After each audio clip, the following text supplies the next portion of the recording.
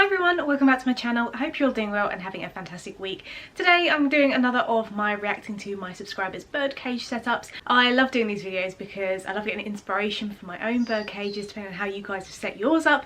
And a disclaimer in every single video, this is not an opportunity for me to be mean or anything like that. I always try and give constructive criticism, which is going to give your bird the best life possible, but I love picking out all the great things that you guys do in your cages. So I hope you enjoy this video. If you'd like to take part in the next one, all the details are going to be down in the description, and I suppose we'll just get straight into it because I've got quite a few submissions today. So the first submission is from Ellis, who has a crimson-bellied conure called Kipling, who's absolutely adorable. And I've spoken to Ellis a lot about Kipling and the cage setup, so this is going to be a really tricky one because I'm struggling to find some criticisms. As I said, we've spoken a lot, but there's incredible sort of play bits outside of the cage. There's, you know, a tea stand and a foraging tray. The cage is huge, which of course is brilliant. There's loads of shreddables in there, loads of foraging opportunities, stainless steel bowls. They use Easy Bed at the bottom, which is awesome. You can also use Easy Chick, which I'll talk about in other videos. There's a ladder, there's a couple of bits on the floor. There's just so many different opportunities, and I just think this is a really, really awesome setup. And I don't want to necessarily pick apart bits for the sake of it, because if I think a setup is awesome, then it's awesome. If I really had to like scrape the barrel for something to suggest, I would probably maybe put a couple more floor toys or floor bits at the bottom. For example, we make an egg carton type foraging tray where we cut off the top of the egg carton and put some bits and pieces in the little holes where the eggs would sit, put some like crinkle paper on top. You could have that on the base, but I know he's out a lot anyway, and yeah, I think it's awesome. Another one just to be aware of for anyone who's thinking of doing this: if you have vet wrap wrapped around any kind of rope, sometimes it goes a little bit sticky and it's quite hard to clean. It's something I've experienced before because I've tried to vet wrap ropes in the past, but obviously if it works for you, then that's absolutely fine. So thank you so much for submitting. I think this is a really brilliant cage setup, and one that we can all aspire to, because I think this is awesome. The next cage was submitted by Kaylee, who has got Fluffy the budgie, and this is a really great size cage for a budgie. There's loads of space to move around in. I love the I think there's sisal buoyings in there, there's ladders, platform perches, stainless steel bowls, which is awesome. There's like a foraging wheel. There's even a nice high perch to for Fluffy to sleep on, which is awesome. It's something I recommend, just a nice straight but not dowel perch to have at the top, just because that's where birds generally like to sleep, because it makes them feel a bit safer. I love the paper cake case toy that you've created, and I also like that you have something on the base of the cage instead of the bars. I think we've spoken about this before, but you're not able to put substrate on the base of the cage, so you've got like some cardboard and paper, which is lovely, because the bars, we've spoken about this a lot. I'm going to make a whole video on it. David's done one already, but bars are just not ideal. It's kind of better to have a substrate base, in my opinion, from my experience. I've got 12 years of experience working with birds, and I just feel that substrate is better. And our substrate of choice at the moment is Easy Chick, and again, I'm going to talk about that all in future videos. We've used Easy Bed before, but Easy Chick is now our preference. And yeah, that's just an extra point. In terms of some constructive criticisms, I think there's a couple of bells in there. I can't remember if you told me you'd taken them off or not, but I would remove those bells because coloured bells are generally unsafe because they're coated in something that's not safe for birds, and the clapper always has a risk of coming off. So I like to remove bells. I think one of our toys has a bell and then the rest don't have any. And then maybe just pack out the cage a little bit more with some more toys. It's such a huge space, and I think you could really go to town with creating different opportunities on different levels of the cage, just popping more in there. I mean, it all depends on the individual. Sometimes birds really get a bit stressed out if there's too much in the cage. Some birds just love having like a crazy jungle of toys, so it's totally up to your individual bird. But I would say just add extras, add even more shreddables. I know you've got shreddables in there already, which is great. But yeah, the cage is your oyster, and just go wild with it, and make it such a awesome place to be, and change it up regularly as well. Something we do with our cages, we switch out several of the toys every single day for all of the birds, and then it just keeps it really fresh and interesting. But thank you so much again for your submission. It's really awesome, and I imagine Fluffy is very happy in this cage. Next up, we have a submission from RC Birds. Thank you so much for sending in your cage photos. So on the left we have a cage for a cockatiel, and on the right the cages are for budgies. Now, I have been told in the email that the birds are out pretty much all day long, so bear that in mind when looking at these cages. I know some people see cages and they jump to conclusions, and you really have to know the whole background of the bird's kind of daily routine. So while I would say normally that the cockatiel's cage is a little bit on the small side, if the cockatiel is out for most of the day and there's loads of play opportunities and foraging trees and things like that outside of the cage, this would be an absolutely fine sleeper cage, or just a kind of evening and morning cage. That's not a problem at all. The budgie cages are brilliant, and I can see that you've got substrate down there, which is absolutely awesome. So we've got a play gym on top of the cage, which is brilliant. There's stainless steel bowls. I can see some like Planet Pleasures style shredding toys, which is awesome. I think this is a really cool setup, especially as your birds have kind of full roam of the room for most of the day, so that is brilliant.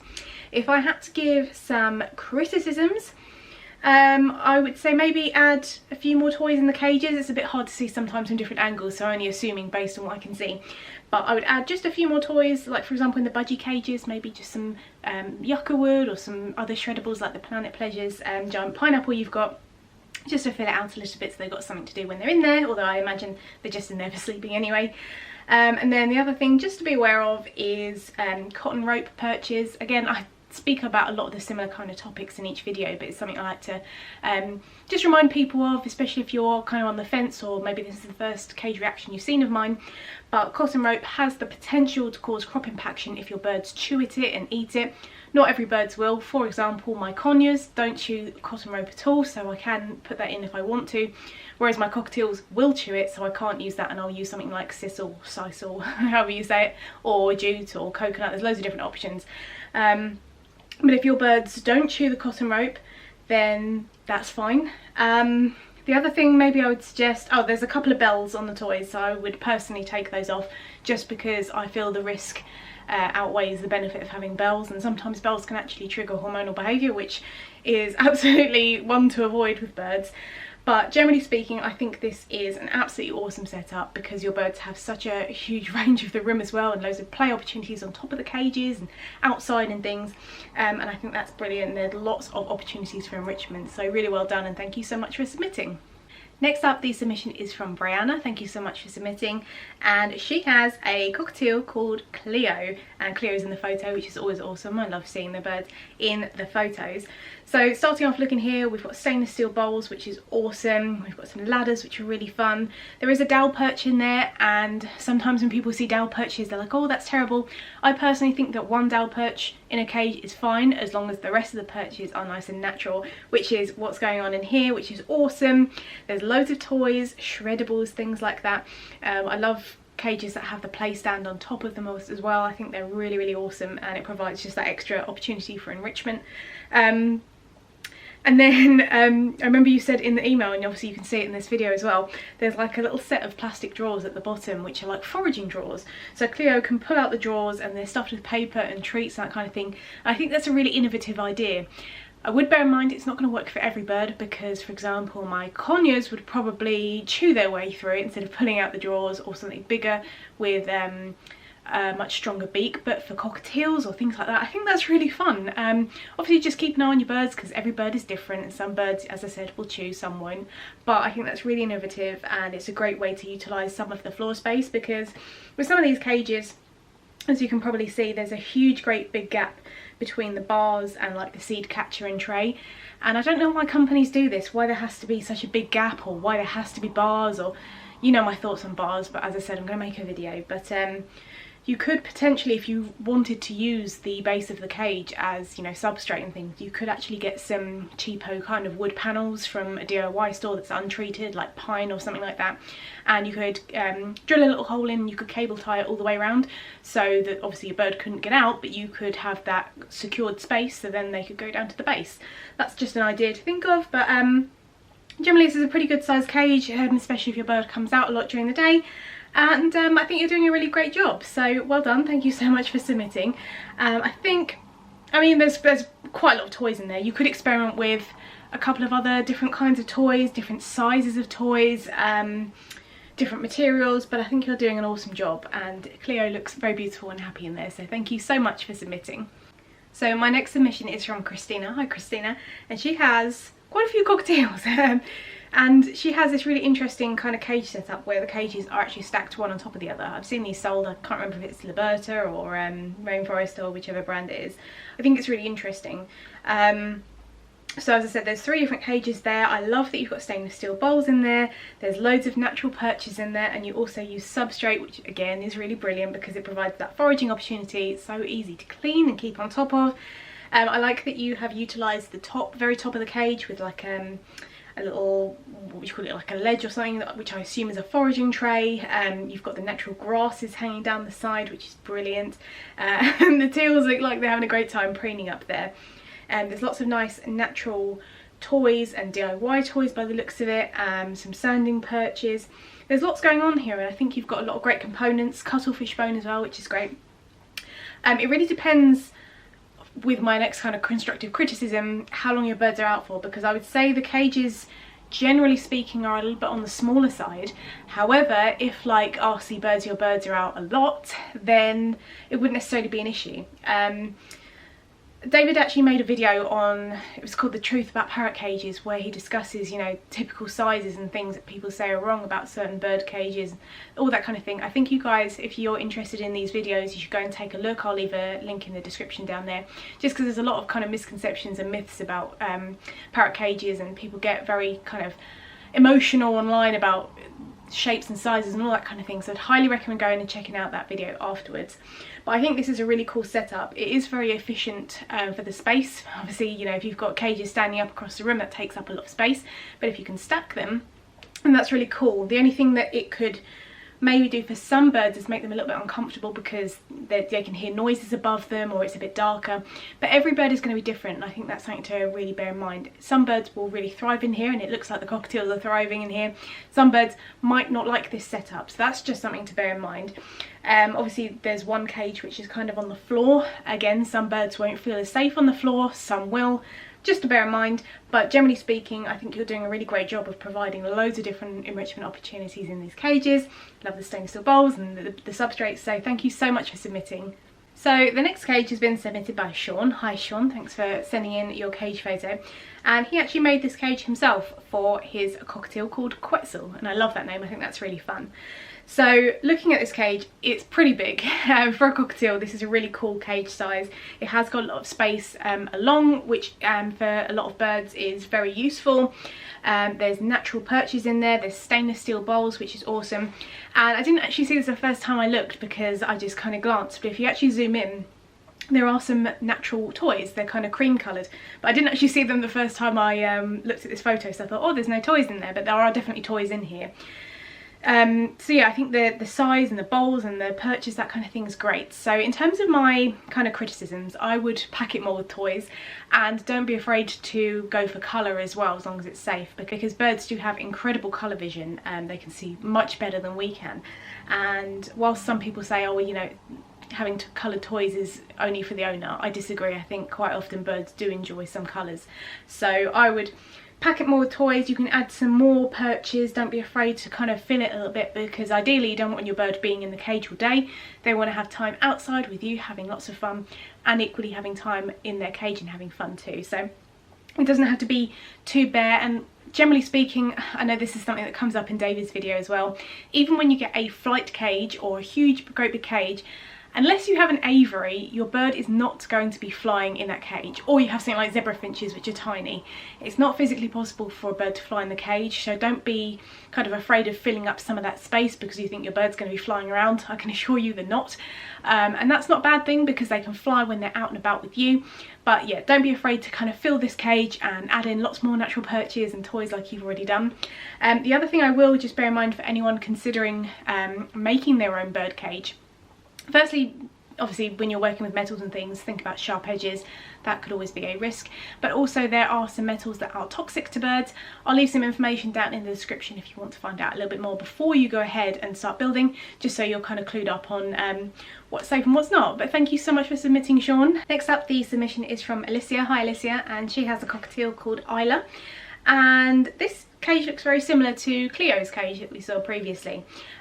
So let's have a look. So there's lots to do on top of the cage. I think that's really fun. You've got like a basketball hoop and like a seagrass mat, I think, with some plastic chains, you've got various other bits on top there, which is great.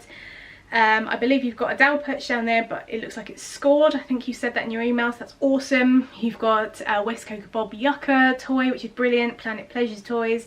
I think I said stainless steel bowls already, but if I didn't, stainless steel bowls. You've got like some sanding perches, cuttlefish.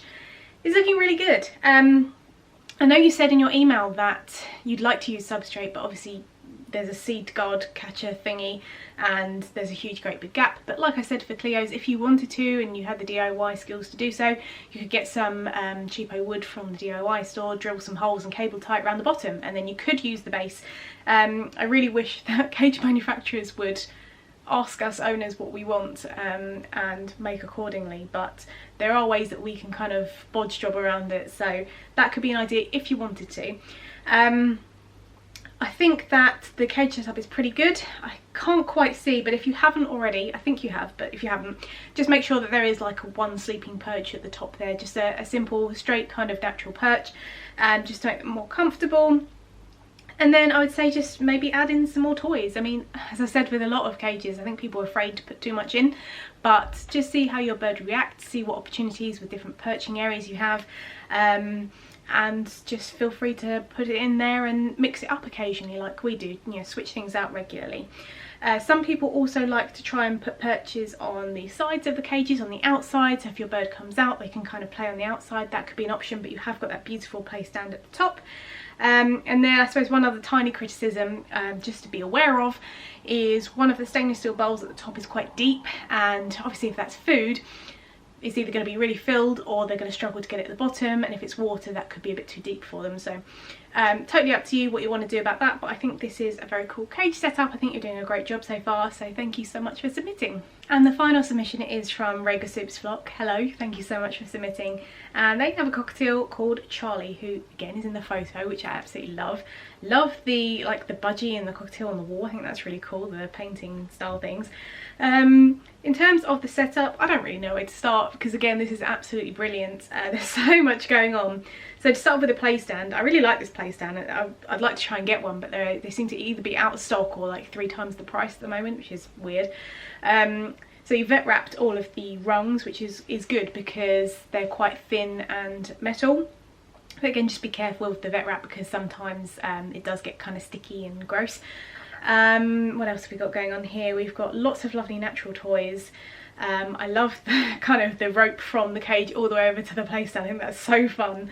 And I love how you have like a little bird supplies trolley next door. I think that's brilliant. That's something I definitely need because every single aspect of like my house, my wardrobes, my cupboards in the hallway, in the front room is just bird stuff. So I could do with organising it a little bit better. In terms of the cage, there's a huge great big ladder in there. I think that's quite interesting. There's some great natural toys. There's like finger trap toys. It's like a cardboard box. There's even the play stand on top of the cage. I think this is awesome. It looks like, again for constructive criticism, it looks like you might use bars at the bottom of the cage, so I would maybe think about taking those out. Obviously it doesn't work for everybody, but it's something that we have seen so many benefits with. We recommend it to everybody because we just absolutely love having the substrate down there. It really promotes natural behaviours that they would do in the wild because cockatiels and budgies and things like that would naturally be ground feeders. And they love to go and rummage around in there and look for goodies, and it's also another level that you can add extra toys on. I'd be curious to know if your bird actually likes that great big ladder, because obviously some birds are going to be scared of it, some birds will love it, so let me know because I'm really interested.